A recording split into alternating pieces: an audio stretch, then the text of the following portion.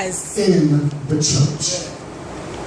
When we have a material person that's the praise and worship leader, all we get are songs, but no real worship. Jesus. When we have a material person that's a preacher, all we get are cliches. Cliches. And things that sound good, that make you happy, but no real deliverance. When we have a material person that prophesies, they speak a wonderful word, but there is no life. When we have material people in the church, we're dealing with ministry that has no substance. And just like this first Enoch, I'm not just building a little bit of materialism. I'm building an entire city. My ushers are materialistic. My praise and worshipers are materialistic. My deacons are materialistic. The evangelists are more concerned about their hat and their shoes than the word of God and soul.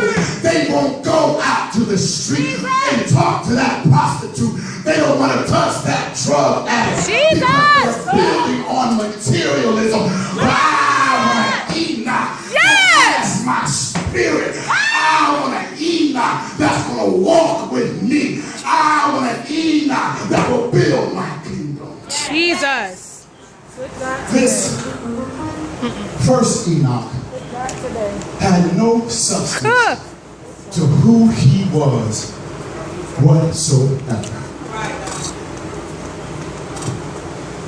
And a lot of us were in that position. Jesus. Where we had no substance. Jesus. And sometimes it was no fault of our own. We just didn't have good leaders. We just didn't have good examples. We just didn't have good mentors. We just didn't have good teachers to show us the way of God, to teach us how to walk with Him, to let us know what holiness is, to show us the right way. We didn't have people like that. And when someone came along like that, we may have rejected them because you're all in my business. I'm grown. I don't need you to tell me how to live my life. I'm a grown person. I can do what I want. But you don't understand what God was trying to do. God was sending you a lifeline because He wanted to show you who He is. And He wants you to know how to walk with Him like Enoch. But some of us didn't have that. Jesus. So some of us are the product of us raising ourselves. Jesus. We're the product of us raising ourselves. And children who raise themselves, they don't know what to do. They don't know. They have to fight to survive. They have to find the best way that they know how. And so because we didn't have people to show us that, we came up materialistic. But I thank God for a second Enoch. A second Enoch. I thank God for a second Enoch. In that God is the kind of God that says this: you may not have had a good leader, and you may not have had a mentor, and you may have had to find God all by yourself, and you raised yourself and you came out a little messed up and you came out a little backwards, but I'm too much God to leave you there. I love you too much to let you stay in that condition. So if you just hold on to me, do what you know to do, in the fullness of time, I'm going to come and I'm going to get you and I'm going to transform you. Wow. So what we see happening is this. When we go to Genesis, the 5th chapter, and we're getting to the point where Enoch is about to be born. And the 5th chapter opens and says this: this is the book of the genealogy of Adam. In the day that God created man, He made him in the likeness of God. Yes. He created them male and female and blessed them and called them mankind in the day that they were created. Now notice this. And Adam lived 130 years and begot a son in his own likeness, after his image, and named him Seth.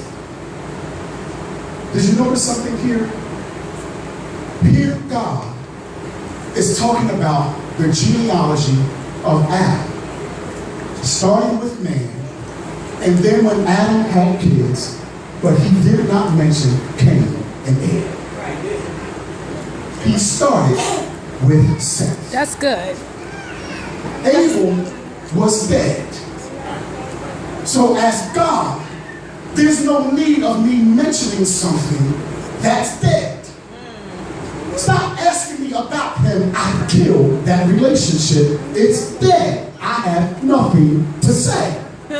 Stop asking me about the jobs and the houses and the cars and the stuff that you lost, because that stuff is dead and I have nothing to say about it, because I'm the God of the living and not the dead. And then let me move over to Cain. He was a murderer who let sin rule his life.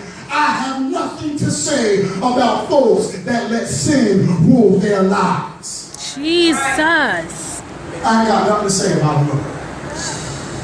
I ain't got nothing to say about somebody who doesn't want to live the life that I ordained. I understand if you caught in a struggle, I can deal with that. But when you're not even struggling because you're enjoying the sin and you're enjoying that life, then I don't have anything to say about you. As a matter of fact, I don't even regard you, so I'm not even mentioning you. My God.